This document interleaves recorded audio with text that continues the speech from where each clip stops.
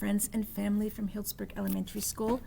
November is Native American Heritage Month, and so it seems entirely appropriate and even very necessary to me that we should read about the Pomo tribe, because we, who live in Northern California, live on Pomo land. This is a nonfiction book, which means it tells us true information about a real people, the Pomo people. This book was written by Barbara A. Gray-Kanatiiosh. The Pomo. And look at this table of contents. It's quite extensive. This is what we're going to learn about today. Where the Pomo lived, their culture, their food, their family, war, and contact with Europeans. We're going to read their history. Where they lived. The Pomo were originally made up of about 72 different tribes. They lived in small bands in present-day Northern California. That's where we live. Their original homelands were bordered by other tribes and the Pacific Ocean. The Pomo homelands were diverse. The land had mountains, rolling hills, and fertile valleys. The land also had redwood forests and stands of pine and oak and maple trees. Wetlands contained plants such as tule and willow trees. Pomo bands lived along the Pacific coast. They lived in the valleys and along the lakes, rivers, and streams. Living along the coast meant summers were warm and the winters were mild with rain. The Pomo languages are from the Hokan language family. Each Pomo band spoke a different Pomo language. Well, we all recognize this territory, don't we? Because it's where we live. We live on Pomo land. Society, this will tell us about their culture. The Pomo lived in small villages. Each village had both male and female chiefs. Some Pomo groups passed down the chief title through inheritance.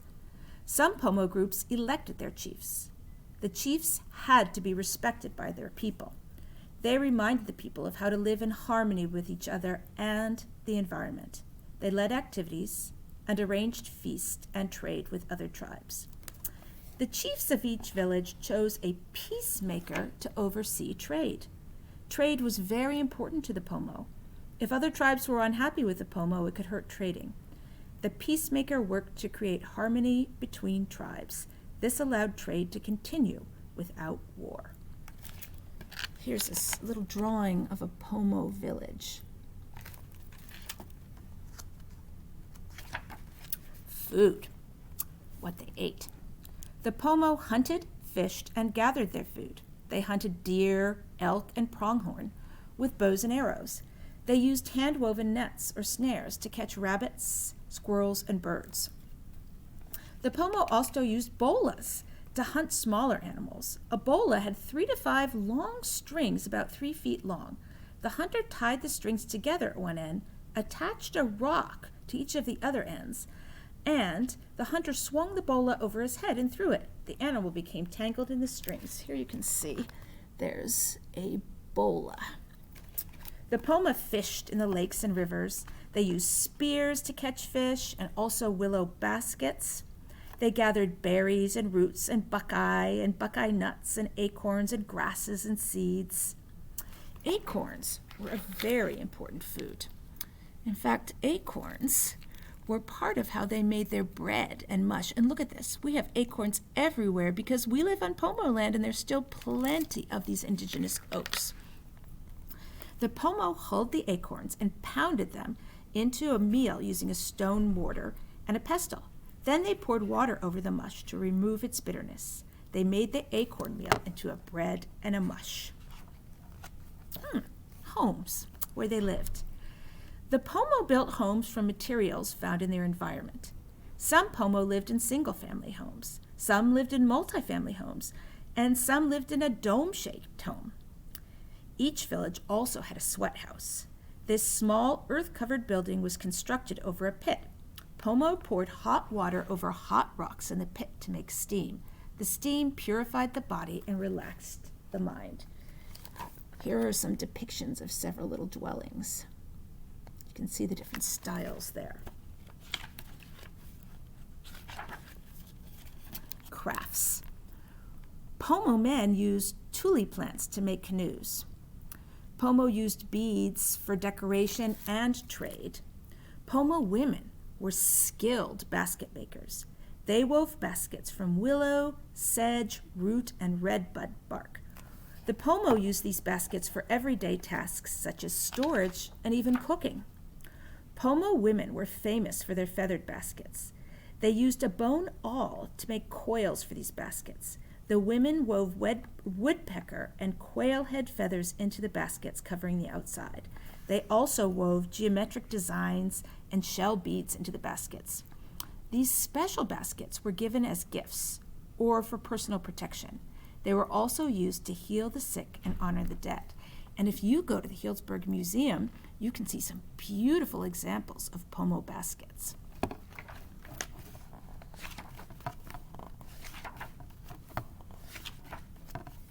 War.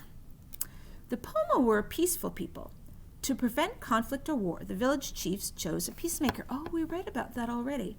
The peacemaker's duty was to solve problems between tribes in order to keep the peace. If war became necessary, the war chief asked the tribe's trading partners to join forces against the enemy. The Pomo used spears with obsidian points. They used bows and arrows and a sling that shot clay pellets. For protection, the Pomo fighters wore body armor made from willow rods.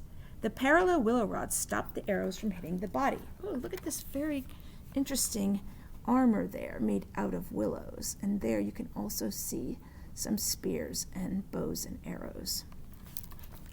But it sounded like peacemaking was more important than making war. Contact with the Europeans. That means contact with the people who came over from far away to the Pomo land, who came over from Spain and France and Russia and England. What happened when those people came to the Pomo land? In 1542, Juan Rodriguez Cabrillo sailed north along California's coast. During his expedition, he made trips to explore the shore. He claimed the land for Spain. Wait, the Pomo were already living there, and yet Juan Rodriguez Cabrillo from Spain said that the land belonged to Spain just because he landed there and discovered it for Spain. In the 1700s, the Spanish sent missionaries to California. Some Pomo living in the southern part of their territory were brought to the missions. Many Pomo converted to Christianity. The missionaries made them work on the missions. The Pomo were punished if they did not work. Then, around 1800, Russian fur traders claimed land in California. They captured many Pomo people and used them as slaves. If the Pomo refused to work or tried to leave, the Russians killed them. Then, in 1848, the California gold rush brought many, many new settlers to Pomo territory. The Pomo lost most of their land. In 1850, the U.S. Army Captain Nathaniel Lyon led his troops to search for a group of Pomo who had killed white settlers. Lyon did not find the escaped men. Instead, he attacked Pomo people who lived near Clear Lake. About 188 Pomo men, women, and children were killed. Today, this is remembered as the Bloody Island Massacre. Since the Pomo first met Europeans, they have lost more than half their population.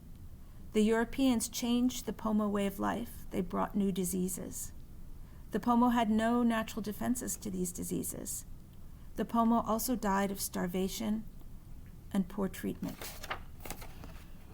That is hard history. Let's read about the Pomo today now. Around 1880, many Pomo raised money to buy back some of their land, which had been taken by white settlers. Some men and women worked on ranches. Others wove baskets and sold them to collectors. With the money they earned, they bought back small pieces of their lands. In the 1950s, the U.S. government created a policy of termination. This policy meant that the U.S. government no longer recognized the Pomo as a tribe. As a result, the Pomo lost their tribal rights and lands. Since then, the Pomo have fought many legal battles to regain their tribal status. Some Pomo bands have had limited success in regaining their homelands. Some bands have been recognized again as part of the Pomo tribe. As a group, the Pomo bands received the land for Yaka'ama Indian Education Center. Yaka'ama means our land in the Pomo language. Today, there are about 5,000 Pomo people. Some are lawyers or doctors who live in cities. Others live on small rancherias located in small parts of their original lands. Much of their land has been polluted by industry and other factors. They are working to protect sacred areas and wetlands that contain plants needed for healing and basket making. Pomo people are working to preserve their languages and beliefs and to strengthen their traditional ways. Many children are learning their people's stories, dances, and songs, so their culture will continue into the future. So that is the story thus far of the Pomo people. The land that we live on is Pomo land.